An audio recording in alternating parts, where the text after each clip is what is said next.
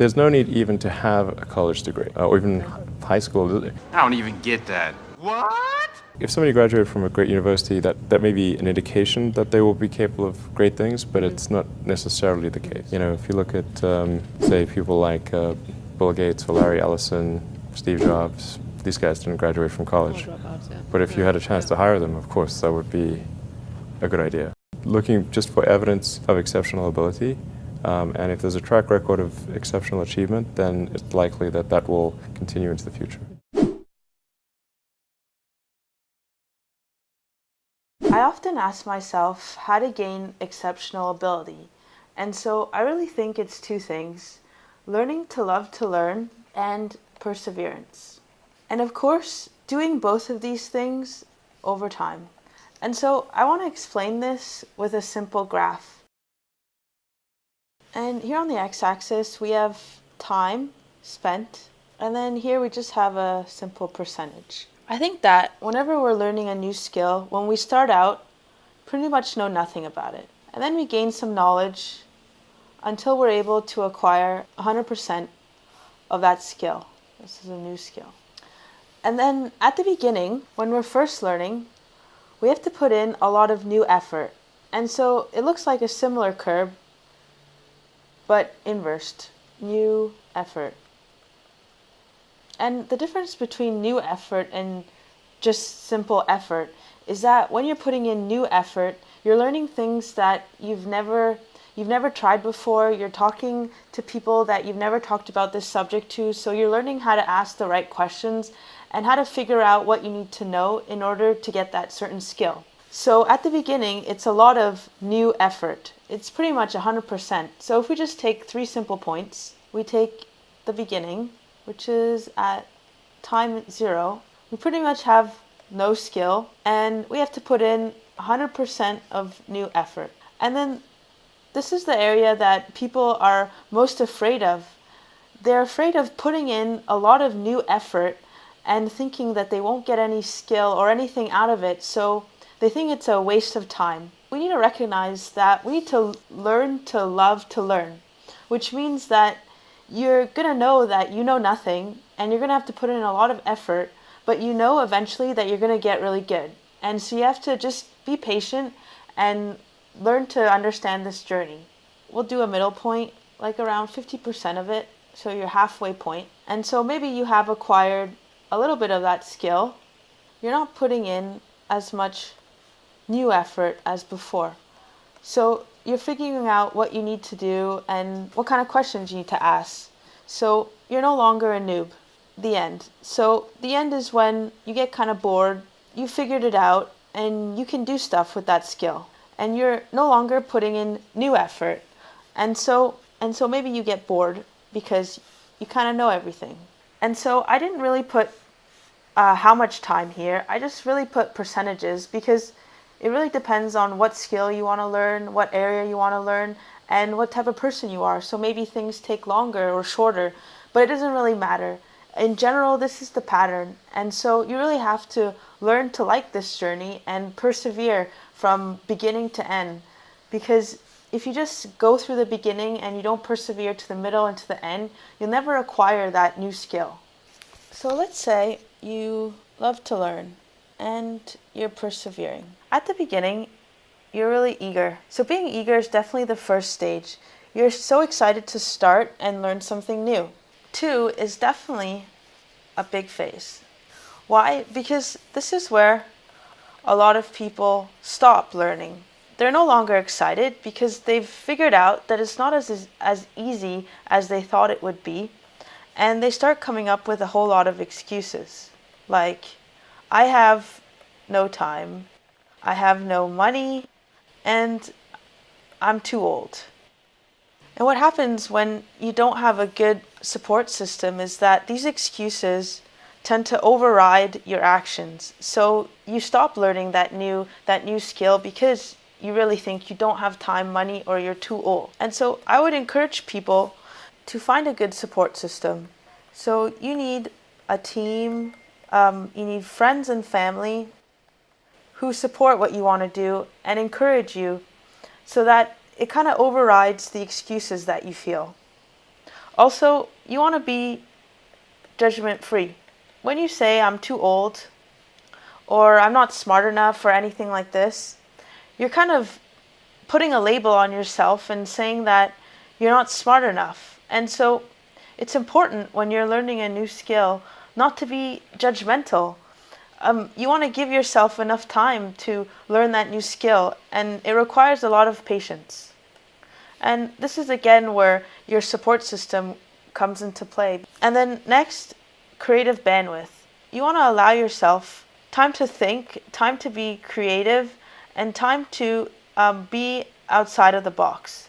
And lastly, it's important to build a stress-free environment. And I know this is a really hard one because where does stress come from? Stress comes from financial problems, it comes from emotional problems, it comes from personal problems, it comes from a lot of different things. And most of us have these things. So it's really hard to learn something new when you have these problems. But I'm not saying you can get rid of them. I'm just saying that you should notice that they exist. Try to suppress them when you're learning something new. But again, I know it's hard, but the first step is to recognizing that they exist so you can do something about it. Let's say you're over the beginner phase and you've overcome the discouraged phase, and now I would say you're in an optimistic phase. So that's here. It's when you can see that you're gaining some knowledge and you're able to do some stuff with that skill. You're able to understand things that you weren't able to understand before. Kind of like a aha moment. And this makes you optimistic. You feel like it's possible. And for me, this is my favorite phase because you're no longer a newbie. You think that it's really easy, but now you've realized that there are a ton of stuff you don't know, and so you get discouraged. But now you're past that, and you can see past all that discouragement, and you're optimistic. And this is the best part. This is the best place to be, and I think this is the place where you're able to accelerate your learning. You're able to get to that next level. And after that, you're almost at mastery. And after optimism, I think that there's proficiency. So this is where you're good enough.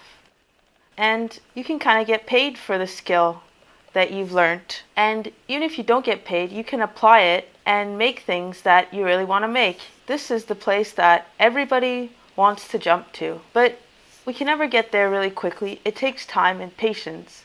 And make sure that you go through all the phases before you can get there. And the last place, I think, is mastery.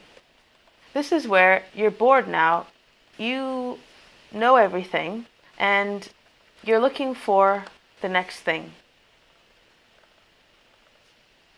And guess what? This whole cycle repeats itself again. And so you're going to want to find another skill that maybe pertains to the new skill that you learned. And you're going to start all over again where you know nothing. You start as a beginner, get discouraged, you find it's not as easy as you thought it would be. You become optimistic when you see that you're learning something and you're like, aha, I can apply that. And then you get to a point where you're proficient, you're good enough. You can apply the new things that you've learned to make things or to get paid. And then again, you get into mastery where you're bored, you know about that skill, and you want to go on to the next thing. You'll realize that with time, this becomes a never-ending cycle of learning new things. And as time goes by, you'll see that it's not really a tedious task, it's actually fun, and you learn to like it. And I think if you can learn to apply these steps to a domain that really interests you and you're really passionate about, you can go really far. And there are a lot of examples in industry of people who never went to school but had this mentality of continuously learning and gaining exceptional ability, like Elon Musk said, to do great things.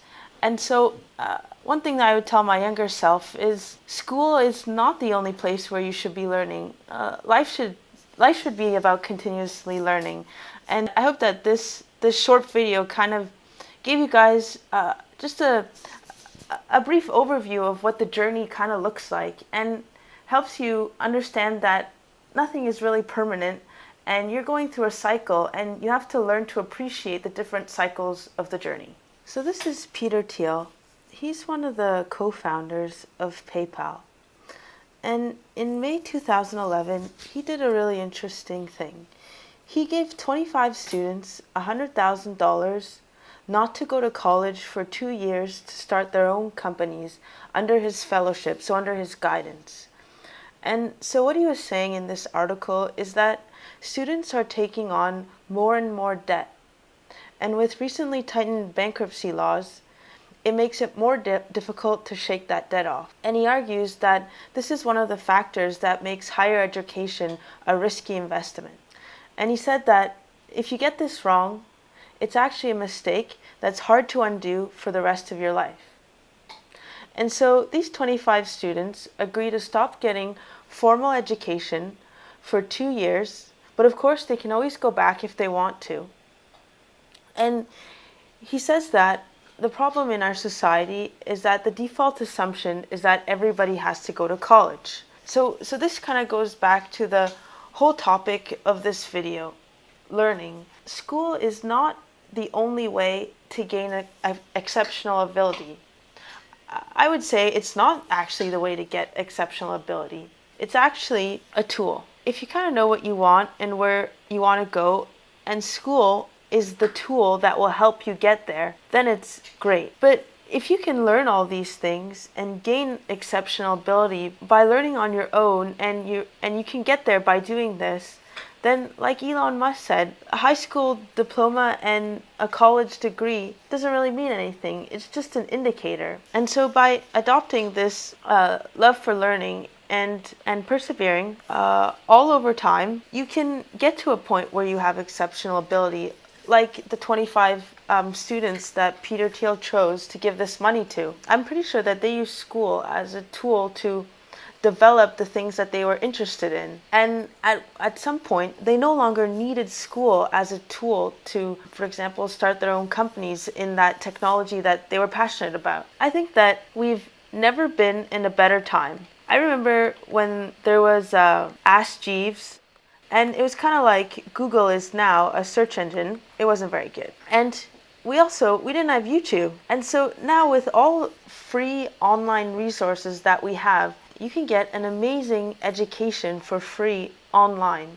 In some cases, you're not going to finish it with some kind of paper indicating that you completed the course. But if you can use these online tools to develop or create things that you want to create, who cares about the paper? I just wanted to use this video and this channel to help share these ideas, and these are things I wish I knew when I was in high school. I hope this video has showed you guys what the journey to learning is, and also I hope it's helped you gain some insight. I think nowadays we're under so much pressure to go to a certain school, to get a certain grade, and we're forgetting about the essentials, which is learning about something that really interests you and enables you to create something and to build something. And for me, that's the biggest takeaway from this video, and I hope that's something that you guys take away as well. Thanks for watching. Like and subscribe below if you found the information interesting and learned something new. This helps me make more videos like this for you.